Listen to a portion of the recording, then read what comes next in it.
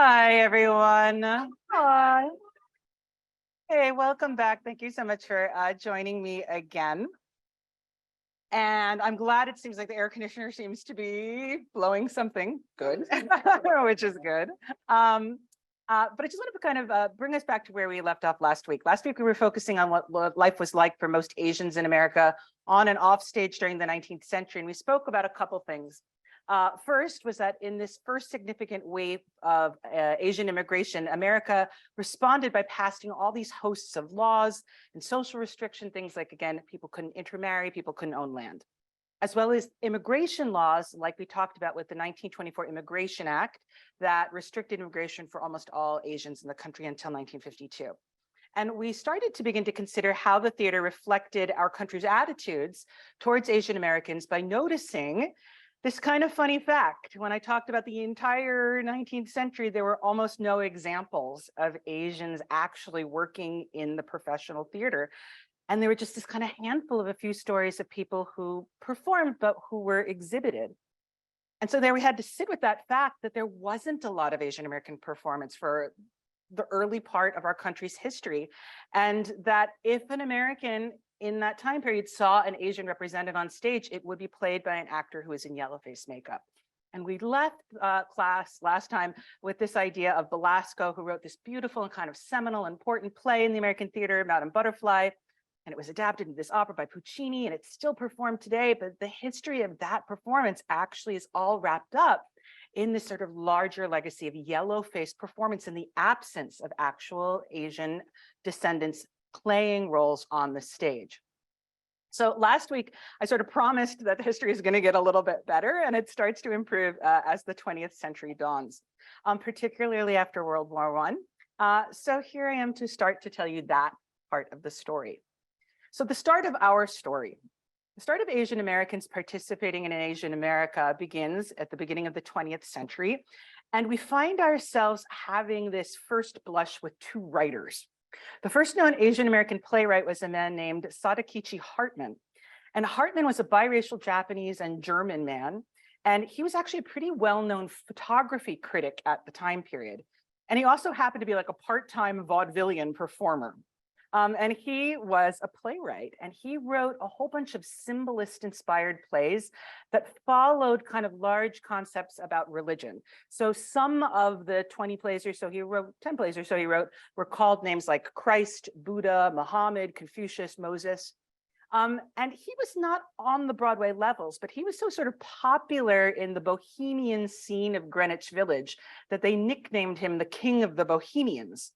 And he made one film appearance, which was in a movie by Douglas Fairbanks, who is sort of known for his swashbuckling silent film movies, The Thief of Baghdad in 1924. Now, right around the same time period in 1903, we also have an example of the first time that a play was written by an Asian American female, and it actually opened on Broadway. There was a woman, a writer, who was actually Canadian and half Chinese, but she lived in New York City for a while, and her name was Winifred Eaton, and she was part of a large biracial family that a lot of the siblings were really high in different professions. And she was sort of inspired by the success of Belasco's Madame Butterfly. So she decided that she was going to take a fake Japanese pen name. She went under the name Onoto Watana, which doesn't mean anything in Japanese, kind of sounds made up. And she wrote several romantic novels at the time period that all depicted Japanese characters and sort of followed similar themes that were popular in the American culture. And her novel, Japanese Nightingale, it was turned into a Broadway play and then a movie. We also had the first time that there was an actor actually listed in a playbill on Broadway, and that happened in 1912. Now, this actor, his name is Yoshin Sakurai. He's listed as playing the valet in a George M. Cohan musical. But some scholars actually believe that he wasn't a trained actor. He was actually the real valet of one of the actors who came on stage and helped with costumes and stuff. So there's some debate about that. But here we are at this first moment where we're actually getting out of nowhere some Asian American representation on Broadway. So I'd just like to kind of stop and consider, because we talked about the fact that in the 19th century, other groups, other communities also had trouble with representation. So I kind of want to just see how other communities are going for comparison. So for example, we said that Irish had trouble, right? And there was a lot of negative stereotype throughout the 19th century. But at this time period, George M. Cohan, who I just mentioned, whose music you still might remember today, Give My Regards to Broadway, he wrote. He's a statue in 42nd Street. He was a child of Irish immigrants, and already by 1900, he was able to be the leading star of the Broadway stage. In 1903, we even had the first example of an all-Black musical that was headlined by Burt Williams called In Dahomey. So if you think about it comparatively to other groups that also kind of struggled during the 19th century for representation, Asians on the stage are really mysteriously lagging very far behind. But this is all going to kind of change when we have a break in the movies. As you might know, around the turn of the century, another American entertainment form was emerging, the silent film. And innovations in film technology were peaking at right around the start of the 20th century. And by the end of World War I, we already had something called the Hollywood film industry emerging. But it's going to take until late into the 1920s for the actual technical ability to synchronize sound with the moving picture images. So instead of having lines spoken in these early films, they had to detail the plot with things like having title cards saying what the plot was. Sometimes people played music on a piano to accompany the films as well. But interestingly, it's actually early silent film that proved to be a big opportunity for many immigrant actors in America, because they didn't have to speak in a way that their accent mattered to the text. So in that way, they were able to take on leading roles that they might not have been looked at in other contexts. Furthermore, because the movies were sort of new, people who considered themselves legitimate actors, they were on the stage and they kind of weren't going to do silent films. So it actually became an opportunity for a huge amount of immigrant actors to find a place in the industry and to get work. And one of the stars that came out of the silent film industry was a man named Sesu Hayakawa. Now, after telling you about the 19th century, if I were to tell you in 1915, there was such a huge movie star in Hollywood. He was a sex symbol. He earned $5,000 a week. He was so legendary that there is a story to this day that women stopped on the streets of Hollywood, took off their fur coats and threw them down so he could walk across a puddle and not have his shoes messed up. You might not believe me if I told you there was a Japanese actor who had such a claim. And yet, Sesue Hayakawa had a career that was huge at his time. And although he's mostly forgotten now in our culture, he was absolutely an equal to others like Charlie Chaplin, Douglas Fairbanks, Rudy Valentino, other leading men of the day, whose names still kind of live on in our culture. So just to tell you a little bit about Hayakawa and his career, well, he was born in Tokyo and he came to college here to study. And after graduating, he took a trip to Los Angeles where he happened to go and see an amateur production of a play. And apparently the play was so bad, and he had never acted before, he walked up to the company leader and said, "This is terrible. Even I could do this show better." And the manager said, "Okay, prove it." And he took over directing a play and lead and acting in it, and he did. And a year later from that time, he already had booked his first leading role in a major film directed by Cecil B. DeMille, who was a huge movie director at the time. And that movie was called The Cheat. And this movie would propel him into stardom. Now, Hayakawa was actually known as a leading man type, and he specialized in the forbidden lover. In the kind of characters he played, he was sort of sexually dominating women with his good looks, and he dominated men with like his thirst for power. And he was really magnetic. And the movie The Cheat was really kind of interesting for its time, because there's one particularly memorable moment where after kind of following this girl, you think they're going to fall in love. And as she's swooning in his arms, instead of kissing her, he takes a hot iron and he brands her skin with his mark. Right? That was the kind of roles he played. He was the highest paid actor of his time. But as sort of interesting as that is, there was something associated that was dangerous about him and his sexuality. And he reported in his memoirs feeling very quickly typecast, always as this sort of like wants to be nice, but is really secretly evil type of character. And he also started talking about the kind of racism that he was meeting up with. After a story that he recalls where he was at a meeting with a top-level executive who called him a racial slur, he decided that he didn't want to do the movies in Hollywood anymore, and he started his own production company. So from 1918 to 1921, he produced 23 films of his own. But due to the rising sentiments against Asians at this time, and this is right in that same time period I was telling you about last week with my grandfather leaving and with the Immigration Act of 1924, he, like many other artists of color in his day, decided that maybe he would have more luck if he worked abroad.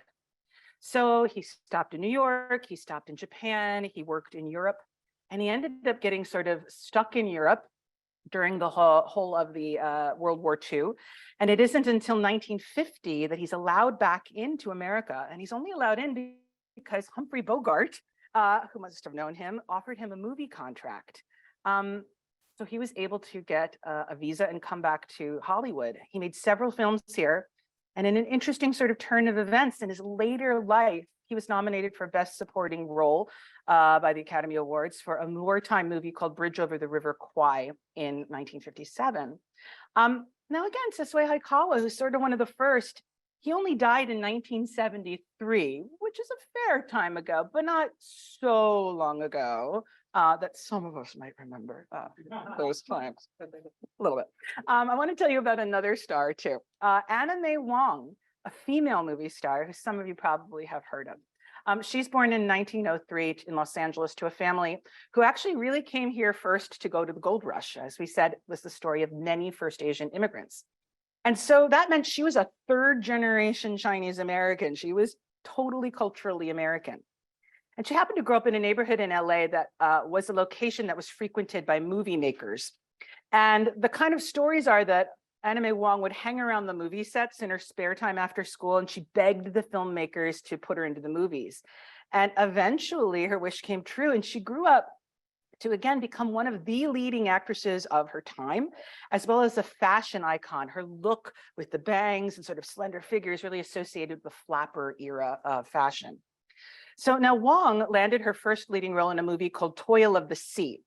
And that movie actually follows the story of that Madame Butterfly story that gets told over and over that I mentioned last week. And in 1924, she finally gets sort of a big break into the bigger time Hollywood films. And she too has a supporting role in The Thief of Baghdad. But she's cast as this sort of scheming, scantily clad slave in this film. And although she caught the eye of critics at the time, she reports that the studio never really knew what to do with her. And she ended up feeling like she was always typecast as either being the villain or maybe sometimes being the innocent Madame Butterfly kind of role, but always the sort of secondary characters. She had a joke where she died 1,000 deaths because every character she ever played ended up getting killed or killing themselves by suicide. She felt that she was passed over for bigger roles. So she decided to, like Hayakawa and like many other artists, to go to Europe. And she acted on the stage throughout Germany, throughout France. She spoke both of those languages and to great reviews. But when she was performing in London in a production of a Circle of Chalk, which is the same story that Caucasian Chalk Circle is based on, opposite Laurence Olivier, she was actually negatively critiqued by reviewers because they felt that she was too American. They made a lot of comments about her California accent, and the British stage felt that she wasn't Chinese enough. She wasn't believable as a Chinese. They should get a Chinese actor to play it, not an American actor. And this would be something that kind of followed her throughout her career. By the 1930s, she has heard that there's going to be this huge mega movie happening in Hollywood, a film called The Good Earth. And that movie happens to be based on a novel that does take place in China. So she was like, fantastic, they'll see me for the lead. Turns out that even though she asked over and over again, she did not get the lead for that film, and she was passed over for, again, a white actor in yellow face makeup, but was offered a supporting role as the villain. And still to this day, when people talk about discrimination in Hollywood and all this stuff, this is sort of always come back to as one of the most egregious examples of casting discrimination. Now, her career, it went on. She worked, she made a lot of films, but she always felt that she was fighting against this sort of wall.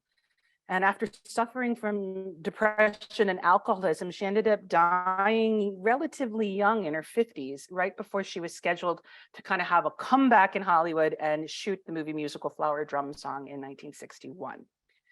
So I want to tell you a little bit about something now called the Hays Codes, because you might be asking yourself, why are these actors having so much trouble getting leading roles if they're so good? And one of the reasons it's always cited that Hayakawa and Wong couldn't get work as leading characters had to do with the fact that there's a social custom in America that was upheld, that social customs in America were upheld all over by law about interracial marriages and sexual relationships, right? Interracial marriages were not a guaranteed civil right in this country until 1967, when the Supreme Court ruled in the favor of Loving versus Virginia. So in most states at this time period, interracial relationships are policed. They're not socially acceptable to be depicted on stage. Therefore, it was sort of an understood convention that people of different races shouldn't kiss, shouldn't be married, shouldn't be having sex on public stages and screening. It wasn't really done as a social custom in America. And because most of the leading roles involved some level of romantic interest, actors of color were often passed over for these roles. So by 1934, there was actually a document that was written down and passed out called the Hays Codes that was created for this new film industry and by extension theater to sort of set an industry standard on what were going to be the rules of public morality. Now, this list is kind of interesting to read. You should look it up sometime because it'll make a bunch of things make sense about early films. But amongst a few things that were not prohibited were blasphemy, graphic violence, nudity, homosexuality, and interracial relationships. Now, these codes were upheld until 1968. So again, a lot of what we consider classic movies and classic plays, there was something going on behind the scenes that shapes some of the reasons about why we weren't seeing stages and screens diversified. And their legacy still continues to shape how we view movies and stages today. One of the ways that a couple of actors got around these codes was to pass. Now, if you don't know the word to pass, passing is a social practice where if you keep your personal identity private, you might be allowed to greater social freedom in certain spaces.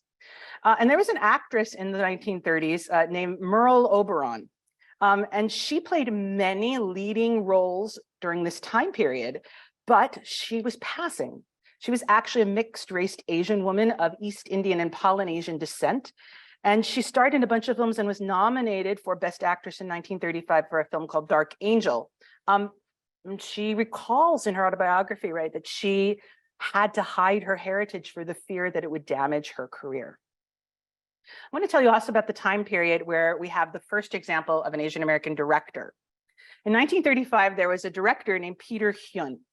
And he was an up-and-coming director who found a place to work at the Federal Theater Project. Now, the Federal Theater Project was our country's first experiment with founding a national theater, and it was part of the WPA Works program during the Great Depression. Now, Hyung was a Korean-American who was born in Hawaii, and he was sort of known for starting a theater company and also his work with puppets. So at the Federal Theater Project, he was put in charge of directing several of their children's theater branch shows. And he was the director of this sort of infamous show you might have heard of called The Revolt of the Beavers. The Revolt of the Beavers was a children's show about a group of worker beavers who revolt against a mean chief beaver. And with his talents, he made significant contributions to the script and to the production. And when they came to see the show, how it was going in rehearsals, the project thought it was so successful that they wanted to bring it to Broadway.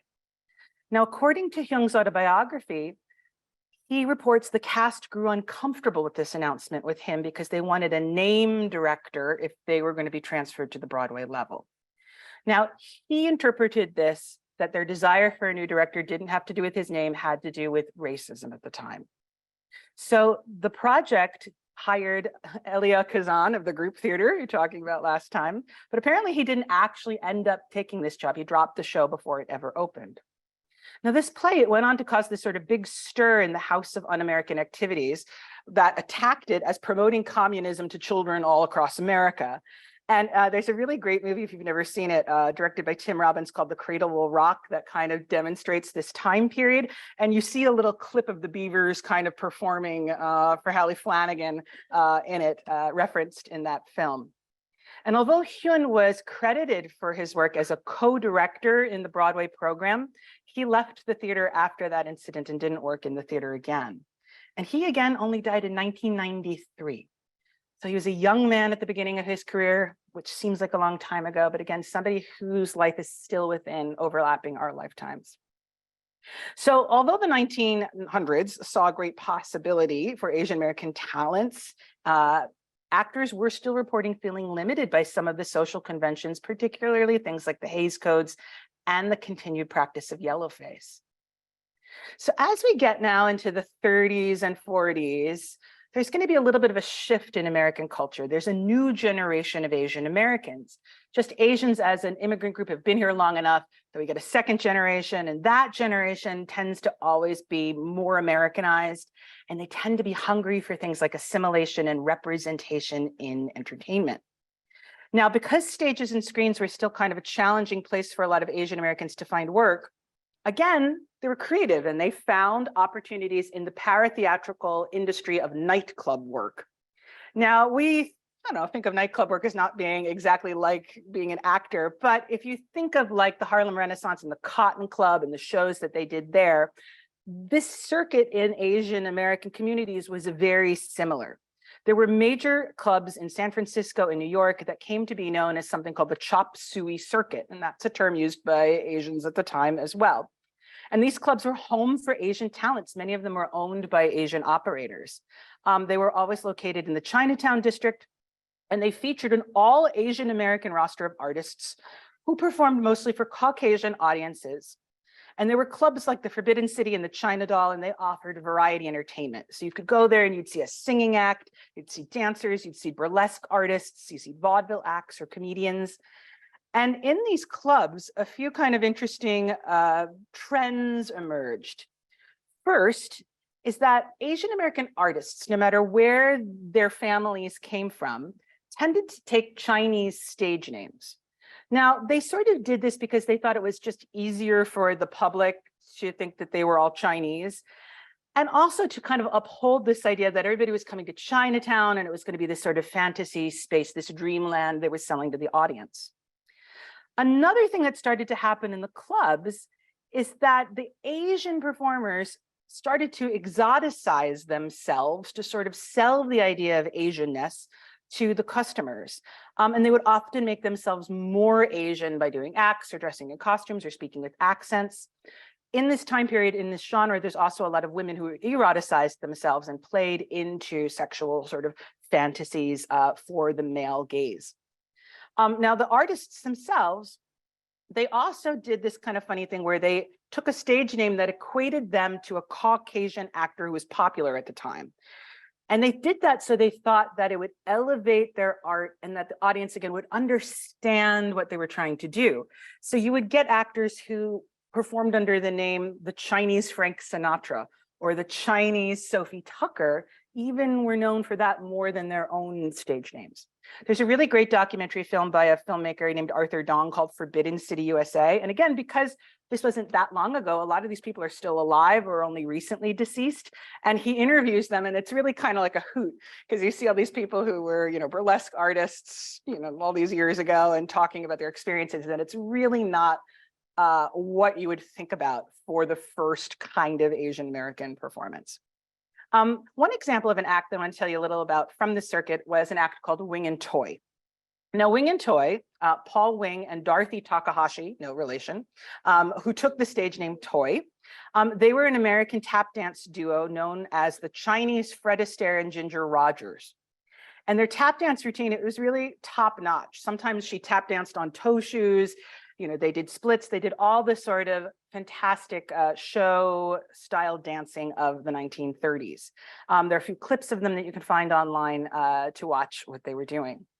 But I actually want to bring them up because off stage, their partnership really was sort of reflective of a lot of things that were going on in the larger American public.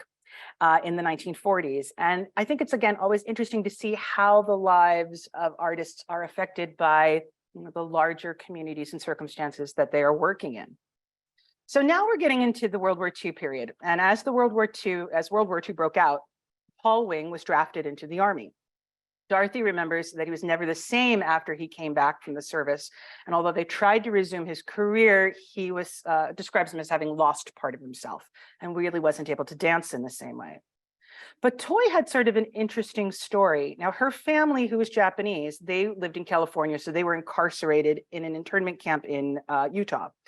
However, Dorothy escaped the roundup of Japanese Americans by moving to New York City and passing under her Chinese stage name, right? For the most part, people didn't ask a lot of questions. People thought she was Chinese. But eventually, one of her colleagues kind of let it slip intentionally that she was Japanese. And although she wasn't taken back to California and incarcerated, she did have trouble getting hired in New York City after that, and ended up leaving the business and becoming a pharmacy tech, I believe. She lived to be 102 years old, and she only died in 2017. During World War II, Japan, as we know, became the enemy along with Germany and Italy to America. And because Americans at that time period didn't have much of a fine-tuned awareness of what kind of Asian American belonged to what Asian ethnicity, Chinese and Korean Americans often had to put signs in the window of their businesses or wear pins on their shirts that would say, I'm Chinese or I'm Korean, so they wouldn't be the targets of anti-Japanese hatred, because Japan and America were now enemies. Now, even though the American government responded to the war by passing the executive order that we talked about last class that allowed 120,000 people of Japanese descent to be rounded up and to put in camps, there were a few of the artists like Toy who managed to evade this incarceration. Sadakichi Hartman and Sesue Hayakawa ended up being in other places and not being put into camps. But there were a couple of artists who are going to go on to become part of the next generation, I'd just like to mention, of Asian American performers who actually were raised in these incarceration camps. You might all be too young, but there was a performer named Jack Sue, who I remember from later in his career when he was on a show called Barney Miller, and he played sort of one of the beleaguered cops in that. Pat Morita, who you might know from Karate Kid, grew up in an internment camp. George Takei from Star Trek grew up in a internment camp, and he's very active to this day with bringing this story to life and keeping it in the American imagination. Hollywood responded to World War II in the way that most countries do. They made a lot of war films, a lot of pro-war films, propaganda films, as well as a wave of movies after World War II that were going to remember and process the war years. Now, this created kind of an interesting problem for Asian American actors, because on the one hand, suddenly there was a lot of work. Work was very plentiful in the movies. And on the other hand, most of the work was playing Japanese military villains. There was one actor, a man named Philip Ahn, who made a career for himself, pretty much specializing in playing Japanese war villains. Now, Ahn is born in California, and he's the son of a really famous Korean independence activist. And he made 180 film and television appearances where he mostly played Japanese villains. And he's considered one of the most prolifically working Korean American actors. Now, World War II ended in 1945 with the dropping of the atomic bomb on Hiroshima in Japan. And after that, America occupied Japan until 1952. Now, partly due to the kind of complicated feelings about how horrific society got to the point of bringing atomic warfare into the world, as well as Americans' general feeling that the occupation was successful, America actually entered into this interesting period that scholars talk about how there's a big shift in the change about the attitudes towards Asians and Asian Americans. Suddenly, Americans were curious and positive about Asian American culture. And a shift in this attitude was really profoundly seen on our stages. And we can see it most clearly in the work of the musical theater writer team, Rodgers and Hammerstein. Rodgers and Hammerstein, as you might know, are the innovators of musical theater. And their 1943 production of Oklahoma, it just perfectly captured this moment in our culture. That captured the nostalgia for an America that was worth fighting for, as well as this optimism for better times in the face of World War II. Now, of their 5 most successful shows, and they wrote more than 5 shows, 2 are actually set in Asian lands, the South Pacific and The King and I. Now, I want to talk to you a little bit about South Pacific, which really deals against the landscape of a World War II back. Now, opening in 1949, not too many years after the war, South Pacific story revolves around a Southern American nurse named Nellie Forbush, who lives in who lives through World War II in a stationed on a remote island in Polynesia. And when she's there, she falls in love with this French widower who owns a plantation on the island, and things are going really well with them. And she's even kind of cool about it all when he confesses that he killed a man in France, and that's the reason he had to come to this island in the first place. But the plot gets a little sticky when she learns that his deceased wife was actually a native Polynesian woman, and that he fathered children with her. And she's so revolted that she breaks up with him in the play. Now, eventually she changes her mind, but only after she sort of sees herself reflected in the subplot. And the subplot, you might know, of South Pacific involves this kind of hot young officer named Lieutenant Cable, who has a fling with a local native girl, but he's so tortured by the fact that he wants to marry her that he signs up for a no-hope mission and is killed. But before he goes on a mission, he sings one great song. And that song you might know is something called You've Got to Be Carefully Taught.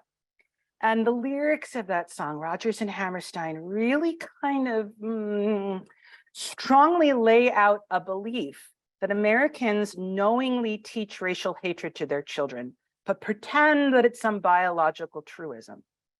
And this song in this musical in 1949 was considered so controversial that when the show, which was very popular, went to tour around America, they had to remove the song from production in some states, particularly in the South. Now, here's another tricky thing. So even though clearly Rodgers and Hammerstein, their intention as artists are on the side of good, right? They are clearly condemning anti-Asian prejudice. But the reality was that the musical still adhered to many of the casting traditions and practices of the time.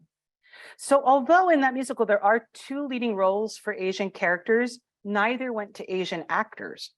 One went to a Black actor named Juanita Hall, who's sort of synonymous with the role of Bloody Mary from now forward. And the other, the character of the love interest, was played by a white actor, and that was because of the Hays Codes, because most of what she does is make out with the other guy on stage. So in 1958, Rodgers and Hammerstein would do an interesting thing. They actually went on to write a show that would be a game changer for Asian American actors, something called Flower Drum Song. It's not one of their most popular shows.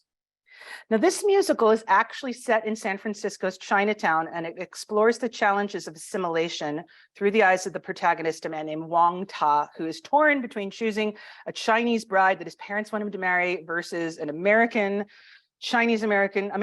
Chinese girl who happens to be a showgirl in the chop suey circuit. Now, it was the first of its kind to follow a story about Asian Americans. Now, the cast was actually mostly comprised of Asian American actors, but there was at least one actor still in yellowface. And this musical would then go on to be made into a Hollywood movie in 1961. And between the stage version and the film version, Flower Drum Song gave leading work roles to a generation of Asian American actors, including a woman named Miyoshi Umeki, who was the first Asian American to win an Academy Award. For very many people, Flower Drum Song was the first time that they ever saw their identity as an Asian American represented in mainstream entertainment. So I want to talk to you now a little bit about a funny thing that happens. Here we are where we get this great achievement, right? This sort of breakthrough moment for Asian American representation and work for actors. But that kind of sneaky second branch that we talked about, the yellowface branch that's bequeathed to us from the 1800s, is simultaneously still going on in American culture. Now, most of us here have probably seen the movie Breakfast at Tiffany's, right? Breakfast at Tiffany's is almost in the same time period, I believe released in 1961. in this movie, right, in which we all love, we all want to dress like Audrey Hepburn, right? It happens to feature another beloved American actor, Mickey Rooney. We love him, right? But he gives one of the most offensive yellow-faced performances that's ever documented on film in this beautiful movie, right? He plays the wacky Japanese neighbor, and he draws on all the stock conditions from melodrama that we talked about last time, as well as the kind of worst caricatures that were circulated around about Japanese people during World War II.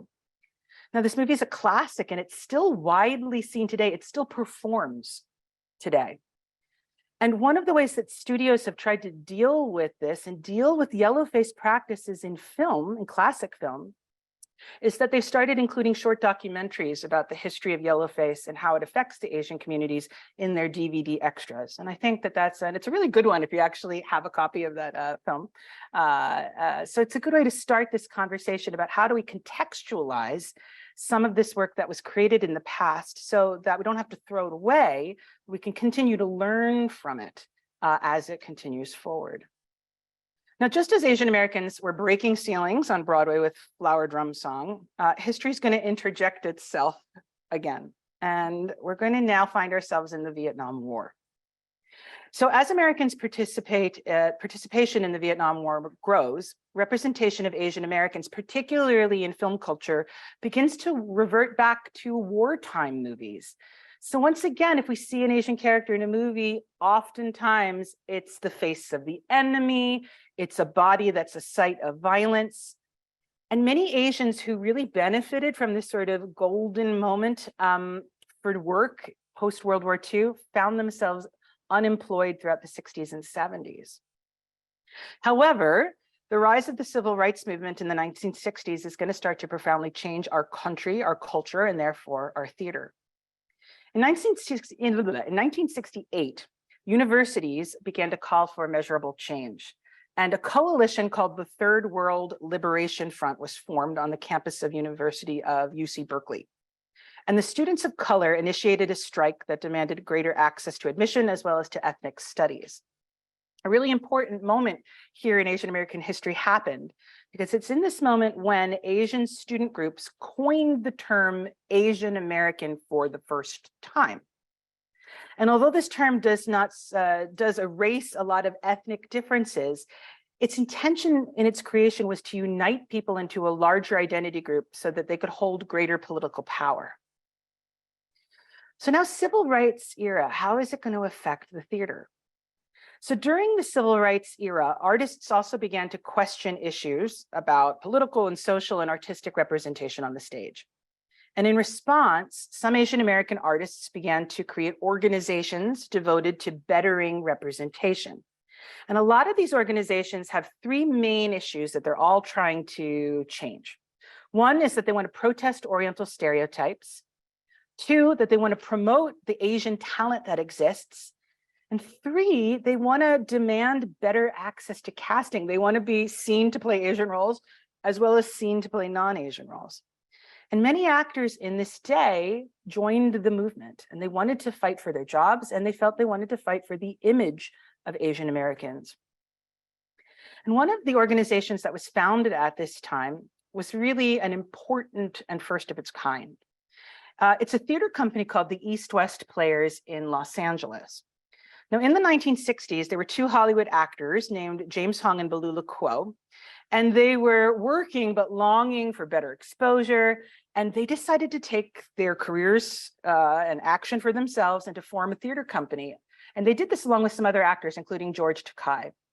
And at the start, they decided their theater company was going to be devoted to fusing Eastern and Western cultures together. And there was a popular play at the time that was sort of based on a Japanese play called Rashomon, and they decided they were going to do a production of that. It was the perfect vehicle.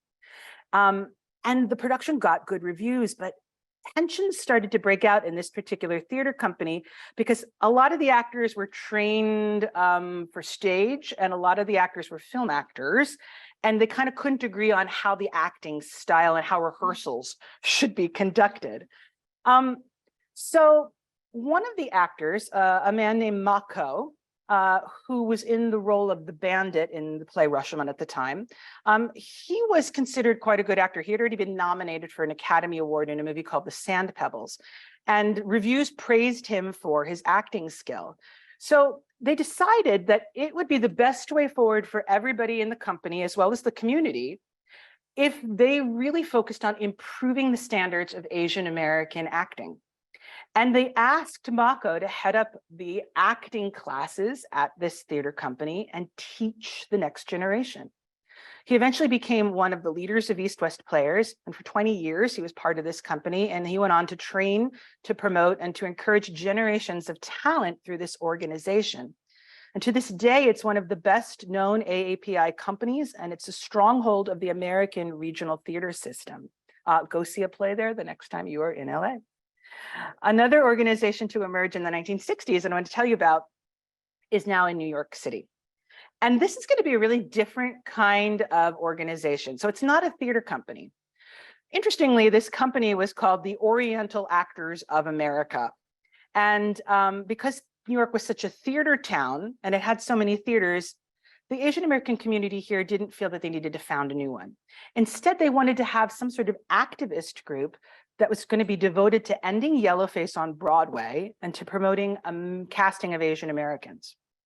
Now, the OAA, which it's referred to, their first action was to protest a Broadway show, East of Eden, that featured an actor in yellowface, and they got a mention in Variety.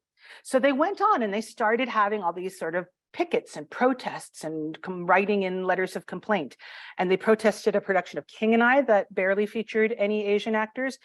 And they started to protest a musical that was being produced by Lincoln Center called Lovely Ladies, Kind Gentlemen. And it's a movie that is supposedly based in Okinawa, Japan. And it's a musical that was based on a movie called The Tea House of the August Moon. Now, Lovely Ladies was a musical. And out of 45 roles of people who are supposed to be in Okinawa, only 12 of them went to Asian Americans, and they were all in small roles. And it was found out that not one person of Asian descent was auditioned for the leading part. So the OAA decided to use this show as a way to open up a dialogue around race and casting. Now, eventually, they would bring a discrimination case against Lincoln Center to the New York State Human Rights Appeal Board in 1972. But for a couple of complicated reasons, Lincoln Center was found not guilty based on an expert witness testimony by the New York Times reviewer Clive Barnes, who argued that directors, they have a vision and they are allowed to cast whoever they want as long as it upholds their vision. And that is what inherently the art form of theater is. Therefore, race should not be considered as part of a casting practice. Now, with the issues of equity, in casting of Asians in the air, an interesting thing happens with another group of artists. We probably have all heard of Stephen Sondheim, but Stephen Sondheim and Hal Prince respond to this sort of problem in the Asian American community with an opportunity. In 1976, they write a musical called Pacific Overtures, which is not their best musical, but it's there. But what they did do that was really exciting was that they conceived the performance to be performed by Asian American actors. And they even went so far as to write in the beginning of the script that the roles as the creators of this play, the roles must be cast with Asian American actors. And that was considered kind of revolutionary at the time. Pacific Overtures featured 19 roles for Asians. And this was an opportunity working on that level that had not been seen since Flower Drum Song opened 20 years ago. Now, however, a kind of sad or poignant thing happens. When it came time for the auditions to find this 19 actors to play these parts, almost no Asian American actors came to the audition. And when historians go back and try to ask, well, why didn't people go? People remembered that they didn't bother going to the audition because they assumed roles on Broadway for Asians would be cast in yellowface. And they didn't feel that it was even worth their time to try. So the show's casting director began a nationwide search for the talent, and she went to colleges and acting schools and small theaters in order to find Asian American talent who had so deeply internalized this lack of opportunity at the Broadway level that they had even stopped reaching for their dreams. So in the 1960s and 70s, we're going to see the start of something that's going to now coalesce into the Asian American theater movement. There are three key Asian theater companies that are founded. Now, we've already met one that kind of started it all, East West Players. And we already said that their sort of thing was to train actors, right, and try to get them better jobs through elevating the talent pool. There's another company called the Asian American Theater Company in San Francisco. And this company is really interested in writer development. It's led by a highly acclaimed playwright, but also a controversial figure, a man named Frank Chin, who writes this sort of seminal but challenging play, Chicken Coop Chinaman. And this play is still widely read and widely performed. And along with that company, a company in New York is founded called the Pan-Asian Repertory Company. And it first begins under the wing of La Mama Theater, which was led by Ellen Stewart, who's an incredible African-American experimental theater producer. And at the time, she gave Tisa Chang, who's still the company's artistic producer, a home to found her company. In 1977, Chang broke off and founded the Pan-Asian Rep and was devoted to the creation of intercultural productions. As well as of new Asian plays, as well as Western classics. And she's still the artistic producer today, and this company still makes lots of work. So now, as we get this sort of first wave of theater companies going, there's going to be this sort of crop of writers who emerge out of them. And a lot of Asian American scholars call this the second wave, and it means this sort of flush, this rebirth of playwrights. Now, although founded to give Asian American actors opportunities, the first three companies made space for directors, producers, and playwrights, because there was not a lot of material at the time written for the actors to perform. So one writer that we're going to see career emerge is a man named Philip Kahn Gotanda. And Gotanda is born in 1951, and he's a third-generation Japanese American who writes 30 plays, who comprise the cornerstone, one of the cornerstones of Asian American theater canon. He writes really beautiful, kind of a wide variety of plays. There's one called The Ballad of Yochio, The Wash, and one of my favorites, Yankee Dog, You Die, which is a conversation between two actors. One is an old-time chop suey circuit vaudevillian actor, and one is a contemporary young man actor. And they try to unite and understand each other's points of view about their race, their talent in the industry. Now, Gotanda's work has been mostly produced under the auspices of Asian American theater companies in his career, so his name is not always as widely known as some other writers who we'll meet. Another writer that I want to introduce you to in this first wave was Velina Hasu Houston. Now, Houston is born in 1957, and she's a unique story because she's biracial, and she's biracial Japanese and African American. And she's best known for a play called Tea. And the work is actually based on her family's story. She grew up near an army base called Fort Riley in Kansas. And Tea is an intergenerational story about a group of war brides and their daughters and how they try to find a place in America after World War II. And the story actually centers around a murder and a suicide that apparently happened based on true events in her community. Now, Houston suggests when she talks about her career that she really had a challenge because of her intersectional identity, finding a theater company that would be home for her. And she always says that she really found a place for herself in the theater world through theater companies who were devoted to supporting women's voices. Now, the next writer that I want to tell you about is probably somebody that you have heard of, and his name is David Henry Hwang. Now, Hwang was born in 1957, and he is perhaps the best Asian-known American theater maker of our times. And he has found great support for his plays within larger institutions. Now, from the start, his early works, FOB and Dance in the Railroad, caught the eye of theater producers. And in 1988, his best-known play, M. Butterfly, was produced on Broadway. Now, this play is sort of a mashup of Madame Butterfly with a true-life news story that involved the trial of a French diplomat who didn't know that he was having a 20-year sexual relationship with a male Chinese spy who was working undercover as his female lover to gain access to French national secrets, right? M. Butterfly is a really powerfully written piece of drama, and it is a scathing and fantastic critique of the underlying social, racial powers and dynamics between East and West. Now, even today, we kind of laugh because this doesn't sound like the material you're going to hear for Broadway's next hit play, right? But how strange is it and wonderful that in 1988, Huang became the first Asian American to win a Tony Award for Best Play. This play also made its leading actor, B.D. Wong, if not quite a star, a really working actor. He works all the time. And since that time, Huang has prolifically written for the stage and for film. Most recently, he had a play called Soft Power that was presented at the public in 2019, and it was a finalist for the Pulitzer Prize. So here we are now in the 1990s. And last week I mentioned, right, that art is a mirror to society. And in the 90s, just like the 60s, there's actually kind of a big shift that occurs that's really palpable, measurable. And some people say that this cultural shift is the accumulation of all the sort of civil rights movements that have come before. The civil rights movement, the sexual revolution, women's rights movement, Stonewall.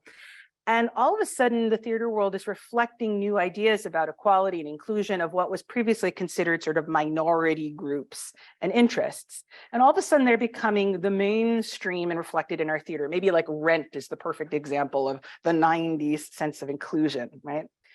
And in the 90s, this term called multiculturalism was a really popular term. And multiculturalism meant that we could appreciate and experience different people and their culture. And that kind of gave rise to all of a sudden things like television shows like The Cosby Show and Margaret Cho's All-American Girl, where a family of color could just be a normal American family on TV and have a sitcom like anybody else.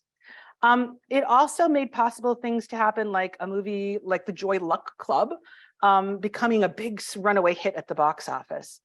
And on stage, one of the things that you started to notice about the multicultural movement was that all of a sudden people were open to non-traditional casting. All of a sudden you didn't have to, if you're playing a family on stage, you didn't have to all look the same. And the 80s and the 90s started to flourish even more, right?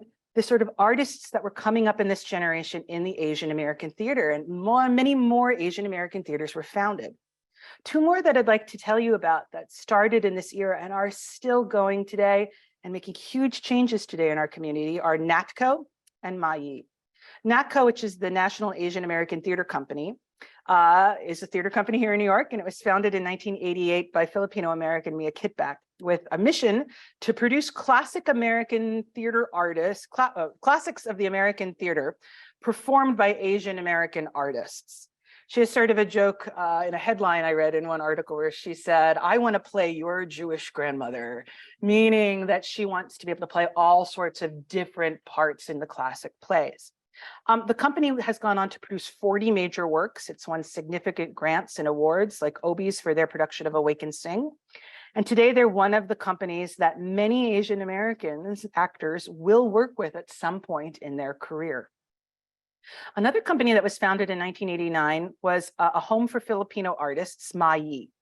Now, in 1996, Ralph Peña became the artistic producer, and he began to grow its mission from just being, from solely being about Filipino artist identity to being more inclusive of all Asian Americans, and on a mission to change the perception of what Asian American theater really is, and to give a home to forward-thinking plays, new plays by AAPI artists that really kind of shook up what you would think about traditional Asian American theater.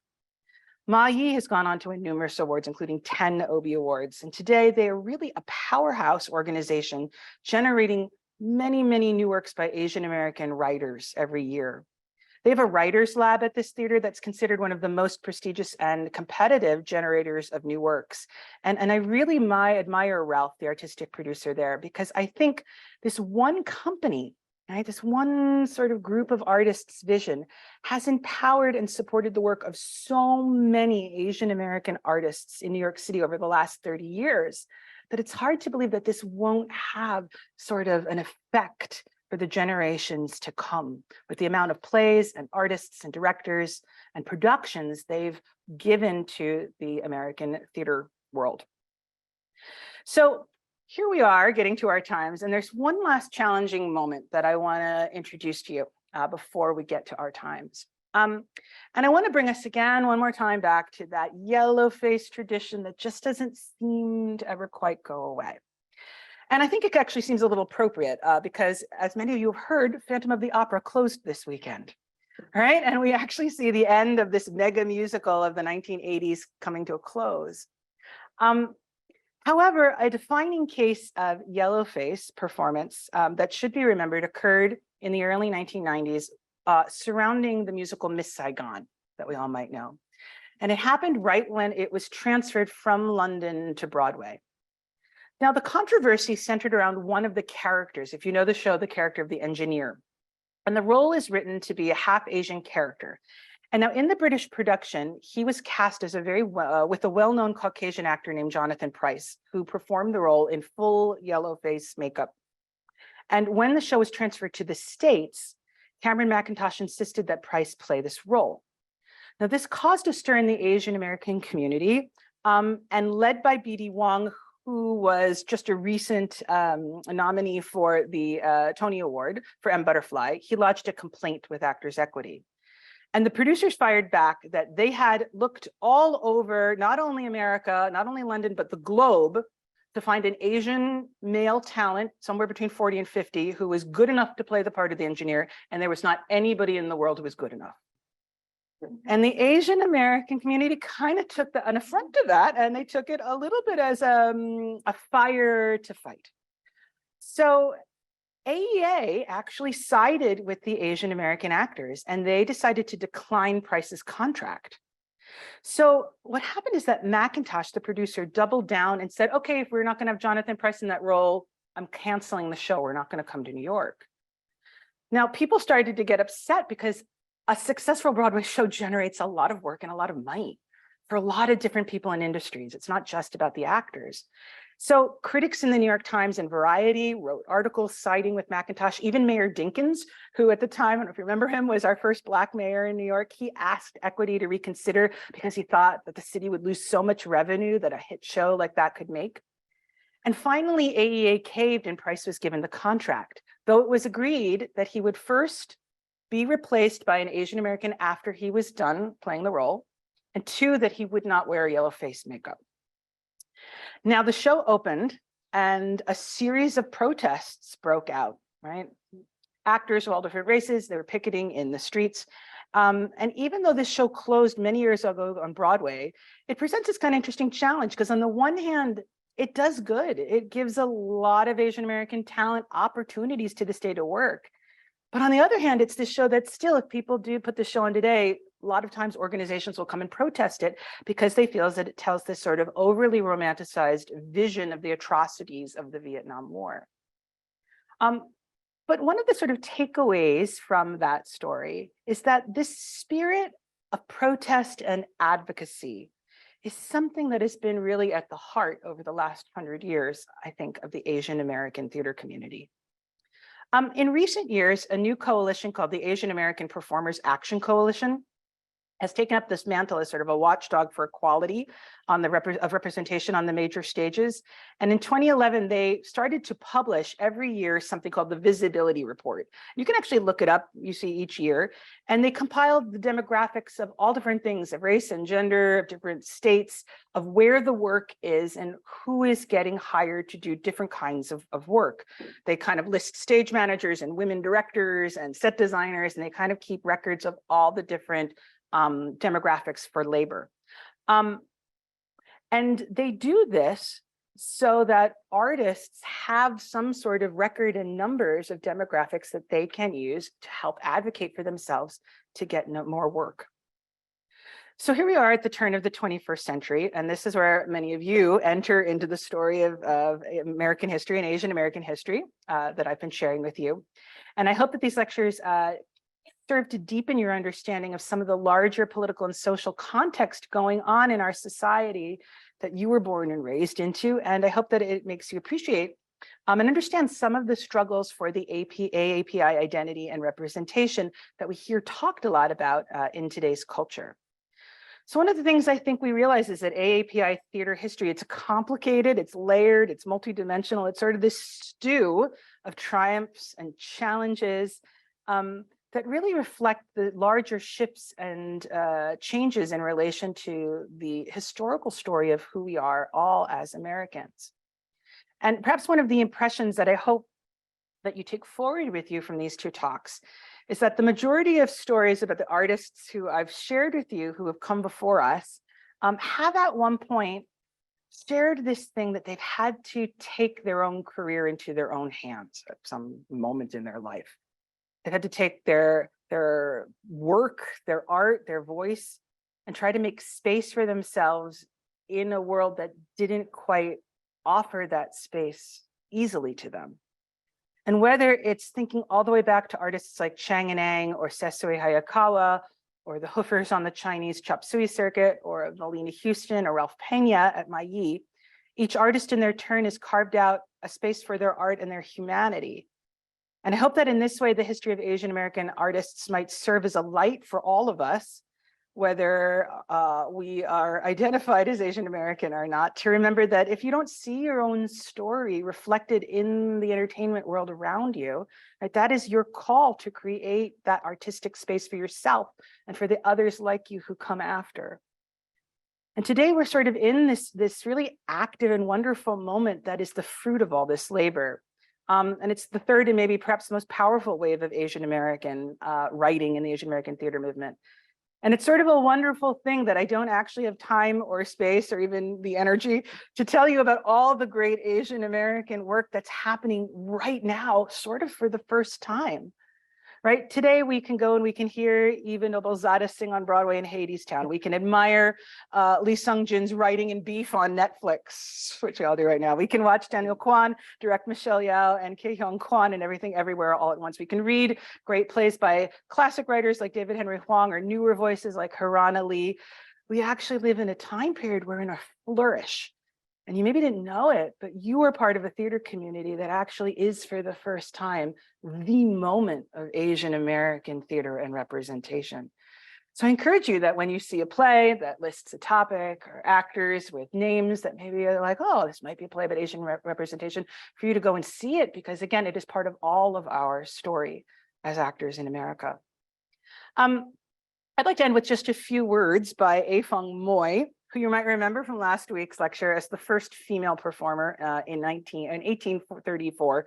And this is a little end of the play written about her life, written by playwright Lloyd Su in his play, The Chinese Lady. And if you remember, A-Fung Moy was the woman who was brought here as a young girl and who was exhibited for many years in a human zoo as part of an entertainment. So this is the very end of Sue's play. And this is A-Fung Moy speaking about her performance. She says, I have shared it with you in hopes that you might see what it means for the present and how it might shape the future. I have shared with you in the hopes that you might recognize some part of this story as your own. But mostly I have shared with you because I don't want you to forget me. This is the part of the show where I walk, and A-Fung Moy stands up and walks. But I walk, but I'm not going anywhere. I walk in a circle. I stop where I arrive at the place I began. And she completes the revolution. She walks around the room. The place I began was a place of endless possibility and earnest good hope. It was a place of aspiration and of empathy, where we could all look upon something that we had never seen before and recognize that the world is so much more vast and varied than we could have ever have imagined it. But if we take the time to really look at each other, to really see each other, then we might see that all that vastness and variance, something true and real and wonderful. It's a beautiful thing to look at something long enough to really understand it. But it is so much more beautiful to be looked at long enough to be understood. So let's do that. Let's look at each other. I'm looking at you. Are you looking at me? Can you see me? She asks the audience as the lights fade. And I think that's such a beautiful passage that it is all of our benefit to remember these voices from history and to think back on the shoulders that we stand on as we forge our own careers and our own path and our own ways in our theater careers. So thank you so much for coming. I appreciate it.